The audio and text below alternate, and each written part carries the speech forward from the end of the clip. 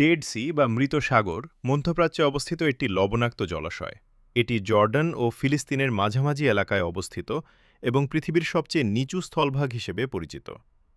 Islamic ইতিহাসে dead C অত্যন্ত গুরুত্বপূর্ণ, কারণ এটি হজরত লূত আলাইহিসসালামের কওমের ঘটনার সাথে গভীরভাবে জড়িত।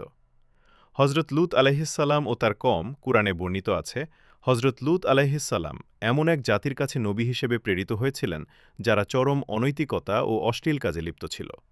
তারা আল্লাহর আদেশ অমান্য করত এবং সমাজে মারাত্মক পাপ ছড়িয়ে দিয়েছিল। হজরত লূত আলাইহিসসালাম বহুবার তাদের সতর্ক করেছিলেন, কিন্তু তারা তার কথা শোনেনি। অবশেষে আল্লাহ তাআলা তাদের ওপর ভয়াবহ শাস্তি নাজিল করেন। ধ্বংসপ্রাপ্ত জনপদ। ইসলামিক ইতিহাস ও তাফসির অনুযায়ী লূত আলাইহিসসালামের কওমের শহরগুলো সম্পূর্ণ ধ্বংস হয়ে যায়।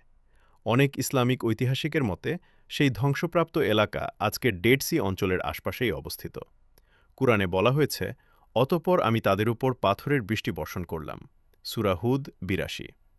এই শাস্তির ফলে পুরো জনপদ উল্টে যায় এবং স্থানটি পরিণত হয় এমন এক এলাকায় যেখানে জীবন টিকে থাকা প্রায় অসম্ভব, যার প্রতীক আজকের ডেড সি।